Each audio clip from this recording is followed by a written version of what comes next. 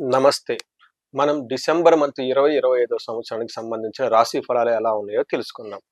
ఇందులో భాగంగా ఫస్ట్ మన డిసెంబర్ మంత్‌లో 3 హైలైట్స్ ఉన్నాయండి. 3 విశిష్ట లక్షణాలున్నాయి ఈ డిసెంబర్ మంత్‌లో. ఫస్ట్‌ది ఏంటి అందరికి మనకు బాగా తెలిసిందే. ఇది ఇయర్ ఎండ్ మంత్. ఈ టైంలో మనల్ని మనం ఆత్మ పరిశీలన చేసుకోవటం చాలా ఇంపార్టెంట్. ఇంట్రోస్పెక్షన్ అంటారు. చేసుకొని అంటే ఈ ఇయర్ ఎలా ఉంది? అంతకుముందు ఇయర్ ఎలా ఉంది? ముందు ఇయర్ ఎలా ఉంది? లాస్ట్ 3 ఇయర్స్‌తో అసలు మనకి ఏలోనో ఎదుగుదల వచ్చిందా? జస్ట్ 10%, 15% సాలరీ హైక్ వచ్చిందా? అది కూడా లేదా? లాస్‌లొచ్చాయా? ఎక్కడున్నాం? ఏంటి మన లైఫ్ అనేది చూసుకోవడం చాలా చాలా ఇంపార్టెంట్. ఇన్ కేస్ ఎదుగుదల లేకుండా స్టాగ్నేటెడ్‌గా, నార్మల్‌గా ఉంటే ఒక్కసారి మీ జాతకం ఈ టైంలో చూపించుకోవడం చాలా చాలా ఇంపార్టెంట్. నెంబర్ 2 డిసెంబర్ 15th నుంచి మనకి ఆహ్ ఇది స్టార్ట్ అవుతుంది.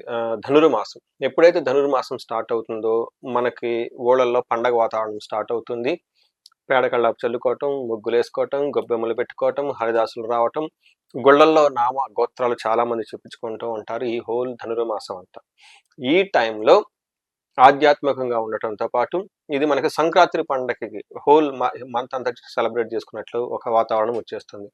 మూడోది ముఖ్యంగా వెకేషన్ టైం. ఈ టైంలో సాఫ్ట్‌వేర్ వాళ్ళకైతే మనకి జీరో కోడింగ్ అని, డౌన్ టైమ్ అని రకరకాల పేర్లతో పిలుస్తూ ఉంటారు. తర్వాత లీవ్ ఎన్కాష్‌మెంట్స్ అని హెచ్ఆర్ వాళ్ళు కాల్ చేసి అడుగుతూ ఉంటారు. ఎన్ఆర్ఐ చాలామంది నాకు తెలిసిన వాళ్ళు కూడాను ఇండియా వస్తున్నామండి, స్పెషల్ పూజలు కావాలి, ఈ డేట్స్‌లో మేము ఉంటాం అని చెప్పేసి కొంతమంది డేట్స్ ఆళ్ళు బ్లాక్ చేసుకొని ఉన్నారనమాట. ఇలా ఒక ఉత్సాహకరమైన, ఆనందకరమైన మంత్‌లో మనం ఉన్నాం డిసెంబర్ మంత్‌లో. ఈ డిసెంబర్ మంత్‌లో తులారాశి వాళ్ళ గురించి చెప్పుకుంటే ఒక లైన్‌లో చాలా బాగుంది అని చెప్పుకోవాలి. జనరల్‌గా బాగున్న రాశుల్లో ఈ తులారాశి ఒకటి. 2025 హోల్ ఇయర్‌లో బాగున్న రాశుల్లో ఈ తులారాశి ఒకటి. సో, తులారాశి గనక చూసుకుంటే ఇందులో చిత్తా 2, 3, 4 పాదాలు, 2, 3 పాదాలు, స్వాతి 1, 2, 3, 4 పాదాలు, విశాఖ 1, 2, 3 పాదాలంతా మనకు తులారాశిలో ఉంటారు. పేరు బలం ప్రకారం గనక చూసుకుంటే వీళ్ళకి రా, రీ, రు, రే, రో, తా, తీ, తూ, తే అన్న అక్షరాలంతా ఇందులో ఉంటాయి. మనం 4 గ్రహాలు ఈ మాసంలో మారుతూ ఉన్నాయండి. వాటి యొక్క రిజల్ట్ ఎలా ఉంటుందంటే, మనకు సూక్ష్మ గోచారం, లఘు గోచారం అన్న కాన్సెప్ట్ ప్రకారం గనక చూసుకుంటే లక్ష్మి, ధనలాభం, శ్రియం, విత్త సిద్ధిం. అంటే ఏ ప్రకారంగా చూసుకున్నాను కానీ వీళ్ళకి విశేషమైన ధనలాభం వచ్చే అవకాశం ఎక్కువగా ఉంటుంది. పెద్దగా ఇబ్బంది పెట్టే గ్రహాలైతే వీళ్ళకైతే ఏమీ లేవని మనం గమనించుకోవాలి.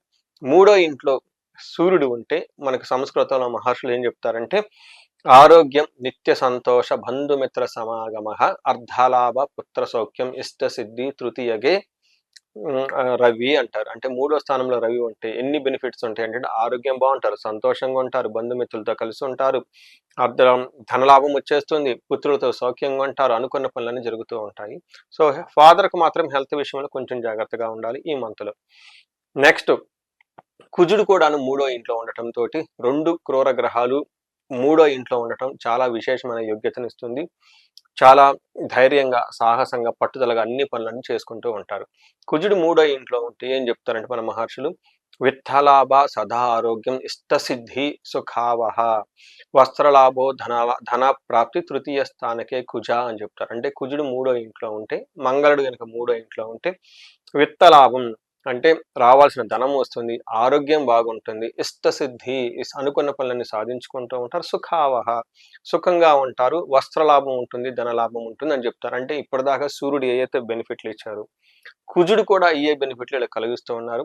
ఆరో ఇంట్లో ఉండటం వల్ల శత్రువులపైన విజయము, ధన ప్రవాహం వస్తుంది, ప్రాఫిట్స్ విపరీతంగా ఉంటాయి, లైఫ్ అంతా ప్రోగ్రెస్గా ఉంటుంది. లాస్ట్ ఇంకొక ముఖ్యమైన గ్రహం శుక్రుడు. శుక్రుడు రెండో ఇంట్లో ఉంటే చక్కగా స్పీచ్ మాట్లాడుతుంటారు, ఫ్యామిలీ మెంబర్స్తో కలిసి ఉంటారు. ఈ టైంలో మీరు బంగారు వస్తువులు, విలువైన వస్తువులు కొనుక్కునే అవకాశం చాలా ఎక్కువగా ఉంటుంది. దేహ సౌఖ్యం, వస్త్రలాభం, స్త్రీ సల్లాపం, యసత్కారం అంటారు. అంటే ఈ టైంలో లేడీస్ అయితే జెంట్స్తో చాలా కలివిడిగా మాట్లాడుతూ ఉంటారు, జెంట్స్ అయితే లేడీస్తో అప్పటిదాకా గొడవలు ఏమైనా ఉంటే అవన్నీ పోయి చక్కగా ఉండే అవకాశం ఎక్కువగా ఉంటుంది. మంచి ఫుడ్ ఈ టైంలో తింటూ లైఫ్ని ఎంజాయ్ చేస్తూ ఉంటారు. సో, చూసారు కదండి, ఏ గ్రహం పట్టుకున్నా కానీ వీళ్ళకి చాలా అనుకూలంగా ఉంది, బెస్ట్గా ఉంది. నేను చాలా రోజుల నుంచి చెప్తూ ఉన్నాను, తులారాశి వాళ్ళకి చాలా బాగుంది. ఇన్ కేసు మీకు బాగలేదనిపిస్తే ఖచ్చితంగా మీ జాతకాన్ని చూపించుకోవాల్సిన టైం ఇప్పుడే. అదేదో సినిమాలో డైలాగ్ లాగా సమయం లేదు మిత్రమా, ఓకే, రణమా శరణమా అన్నట్లు మీరు శరణం శరణం అనుకుంటే రణం చేయాల్సిన టైం అయితే వచ్చేసింది. ఎందుకు ఆగిపోయారో తెలుసుకోవాల్సిన బాధ్యత మీదే. మీ మీరు పుట్టిన వెంటనే మీ పెద్దవాళ్ళు జాతక చక్రం రాసు ఎందుకు పెట్టారంటే మీ జీవితం గురించి మీకు ఐడియా ఉండాలి. ఎక్కడైతే స్ట్రక్ అయ్యారో, ఎందుకు స్ట్రక్ అయ్యారో మినిమం మీరు తెలుసుకొని తగిన పరిష్కారం చేసుకోవాల్సిన బాధ్యత మీదే. ఇది first responsibility as a human being. అందుకని పుట్టిన వెంటనే జన్మ జాతక చక్రం రాసిస్తారు. ఇది గుర్తుపెట్టుకోవాలి. పర్టికులర్గా ఎన్ఆర్ఐలు, mid level executives, 35 to 45 years age ఎవరైతే ఉందో వెరీ ప్రెషస్ ఏజ్ ఈ ఏజ్ మీది. ఎందుకంటే 10 years ఆఫ్ ఎక్స్పీరియన్స్ ఉంటుంది. మిడ్ లెవెల్లో ఉంటారు. అటు భార్య, లేదంటే వైఫ్, ఇటు పిల్లలు, అటు తల్లిదండ్రులు, సమాజం, ఒక కొలీగ్స్, ఒక రెస్పాన్సిబుల్ పొజిషన్లో ఉంటారు. కాబట్టి ఈ టైంలో మీ లైఫ్ ఆగిపోవడానికి అయితే వీల్లేదు. ఇది 2026 గురించి అండ్ బిగినింగ్లో ఉన్నాం కాబట్టి ఈ time is the right time to take a right decision. Next నక్షత్రం ప్రకారం కనుక చూసుకుంటే చిత్త, స్వాతి, విశాఖ 3 నక్షత్రాలు ఇందులో ఉంటాయి.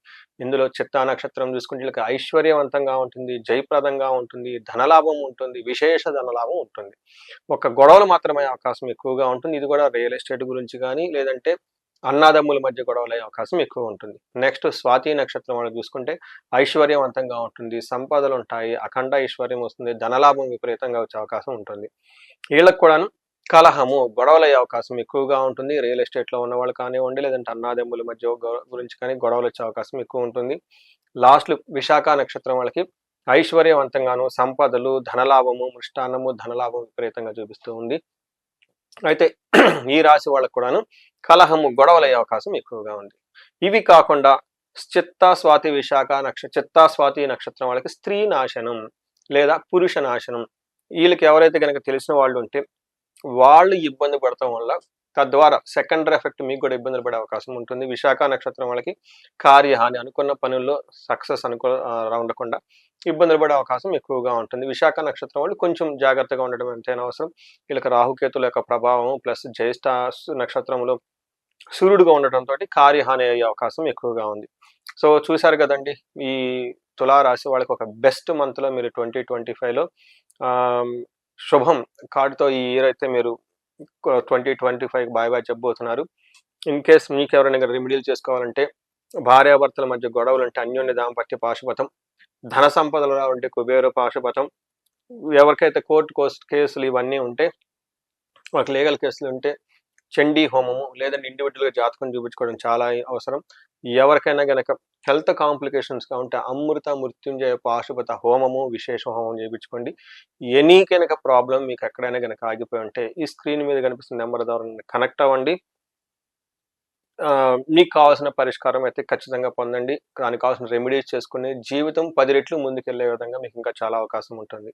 ఈ రాశి వాళ్ళకి అష్టైశ్వర్యాలు కలగాలని, భోగభాగ్యాలు కలగాలని చెప్పేసి నేను కోరుకుంటున్నాను. నమస్తే.